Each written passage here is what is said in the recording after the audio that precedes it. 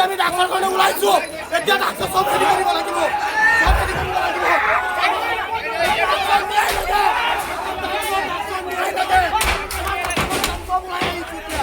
আমাৰ তোমাৰ সব মৰি আছে এতিয়া